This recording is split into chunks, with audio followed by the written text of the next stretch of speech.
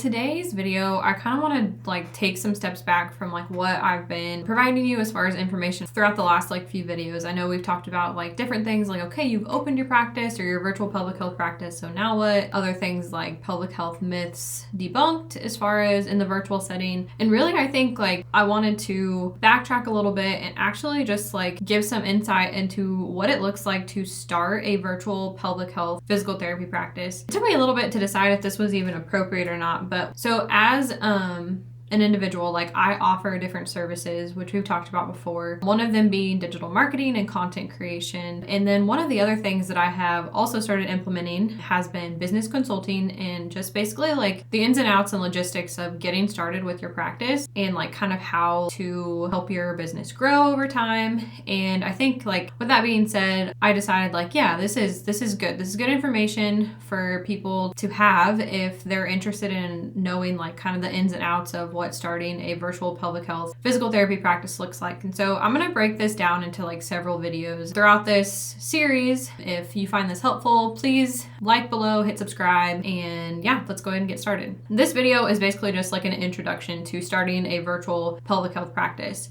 And I think when I say introduction, I mean kind of the research and the self-reflection that goes into deciding, yes, I want to start a virtual pelvic health physical therapy practice. And so I feel I'm going to break this down into 6 different steps that I feel are important for you to go through before deciding if this is something that you really want to do. So first and foremost, this is more of the self-reflection piece of things. So step 1 is if you're considering starting your own practice and starting a virtual pelvic practice, I think that it's very important that you take the time to sit down and actually write out the pros and cons list of everything that could go good, everything that could go bad, and kind of where you're at as far as mindset wise, and all the things that come to mind that you think would either be successful for you or, like I said, the things that could go wrong. And I encourage you to do this, even if you're not a pelvic health provider or if you're just starting a practice and it's not virtual. Really, I think this time of self-reflection and actually taking the time to be okay, here's my pros and cons list. This is the worst that can happen. This is the best that can happen. And sitting with that and making sure that you feel comfortable and confident that you can handle both. Obviously, the pros, the successes, the things that we want to actually happen, we can live with those. We're excited about those. That's what we're hoping for. But it's that con side of thing, that con side of that list that I think most people, it either scares them or I think it's important to sit with it and decide whether or not you feel like you can stomach those things if the worst of the worst happens. As a physical therapist or any other healthcare provider, we are licensed to do what we do. Thank goodness we put in the work to get through school, both undergrad and grad school, and then take the time to sit for the licensure exam, get licensed. And I say this because we can get a job pretty much at any point. It may not be our dream job, it may not be exactly what we're looking for at that time, but we can always get a job and we can always support ourselves financially. And that's super important. With that being said, on that con side of things, if the worst of the worst happens and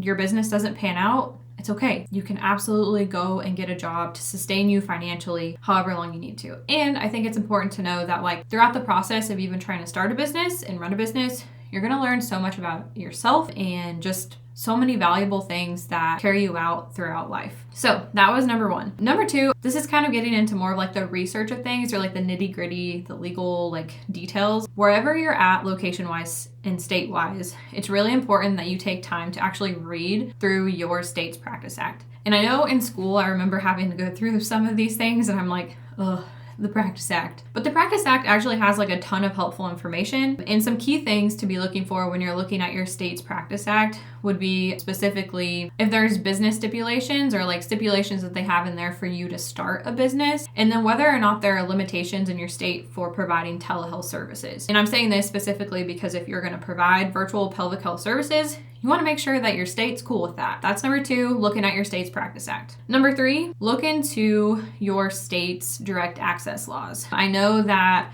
direct access is becoming more and more prominent and more available throughout the United States, which I think is a great thing. Giving patients the opportunity to seek care without having to go through a ton of different hoops to jump through in order to get the care that they need. But it's important that you find out what your state's direct access laws are and if there are any limitations and what that looks like for you treating in the virtual setting or just treating at all. Number 4 is do some research for your state once again to see if they require a certain type of business structure for your business to fall under when starting it. And this can look like a sole proprietorship, an LLC, a PLLC. There are multiple different business structures that I feel like are important for you to kind of understand what each of them are. And then also if your state specifically requires your type of business as a virtual pelvic physical therapy practice to fall under, whether that be, like I said, the LLC, the sole proprietorship, PLLC, whatever it is. Number 5, when offering virtual physical therapy, it's definitely very common for the person to start their practice and offer virtual services only throughout the state that they're licensed in. So say, for instance, I'm licensed in Kansas, and if I was going to start a virtual pelvic health practice, I would just offer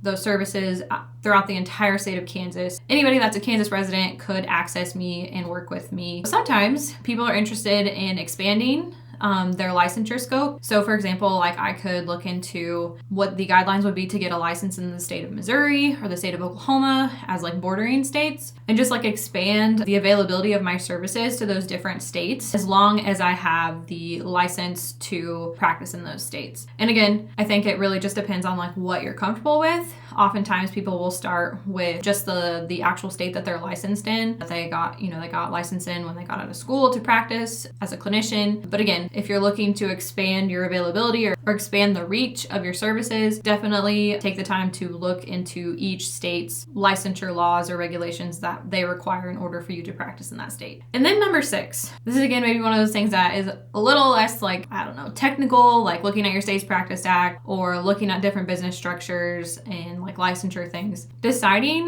what type of like payment you're going to base your practice off of. So are you going to take insurance and be an insurance like in-network provider? What insurances? Blue Cross Blue Shield, Aetna, United Healthcare, like what insurances are you wanting to be credentialed with? Because that takes time. So then looking into like, okay, what does it take to become credentialed with these different types of insurances? Or on the flip side of things, and this is what I would recommend when you're starting out, is to start as a cash-based practice. So what that means is you're only taking cash for the services that you provide. You don't go through insurance. And there is also the option as a cash provider to offer your patients the availability of super bills so they can submit those to their insurance for potential reimbursement. But basically like they're going to pay you the cash. So if you're charging $150 for an evaluation, they're going to pay you that $150. And if they want a super bill and you're cool with providing that, their insurance may reimburse them and may not. Just making sure that they understand that like you still get paid the cash value of the service you're providing and you're not credentialed with insurance. So like I said, I would recommend when starting as a private practice or as a virtual pelvic practice is I would start with cash services or cash-based services. Number 1, you're going to get paid directly from your patient. You're not going to have to wait on insurance to approve a visit that you submitted for. So you get the entirety of that payment or that value of whatever your service is. And then also like in that same token, we're providing telehealth services, and telehealth in itself is probably one of like the cheapest routes to go when starting a practice, because you think like all you really need is like a good quiet space, a computer with a webcam, and some type of like secure video conferencing software. And that could be something as simple as Google Meet. And we're going to talk more about this stuff in a different video. But like the startup of telehealth versus like a brick and mortar or even mobile physical therapy it's just a lot cheaper. So not only with cash services are you going to be making the most amount of money that you can from the services that you're charging for, but in that same token, providing telehealth services is going to be one of the cheapest ways to get started. And with that, you're going to make the most money. So those are kind of like the 6 main concepts that I wanted to cover. And just to reiterate those, making your pros and cons list, doing research into your state's practice act, looking at your direct access laws for your state, the type of business structure that your state requires you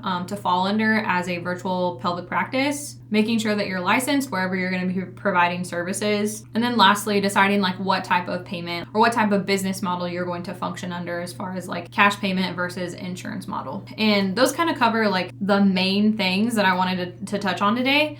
And just like a little bonus is also in this process of starting, or like the introductory to starting your virtual pelvic practice, start brainstorming different names, coming up with different names for your business. And this name should be something that really represents you, your values, your brand, what you're hoping to provide to people. It doesn't necessarily have to include therapy or wellness as terms within the name, but this is kind of the fun part, that you get to be creative and showcase just like your brand and yourself through the name of your business. That was just a little extra tidbit, just introductory to starting your virtual pelvic practice. I hope these things are helpful.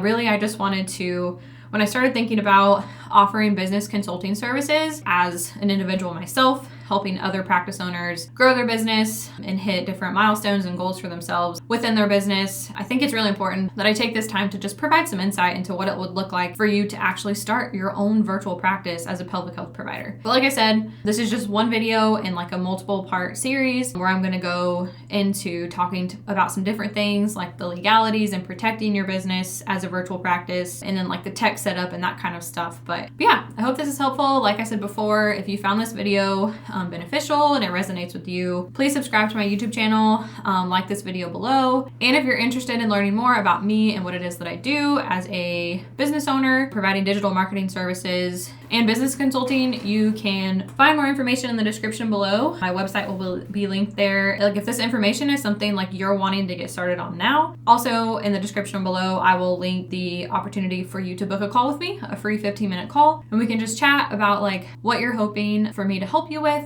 and different things like that, whether it's starting your business, how your business is running, marketing for your business, business consulting, whatever it may be. But yeah, I'll make sure that that is linked in the description below, and I will see you guys on the next one.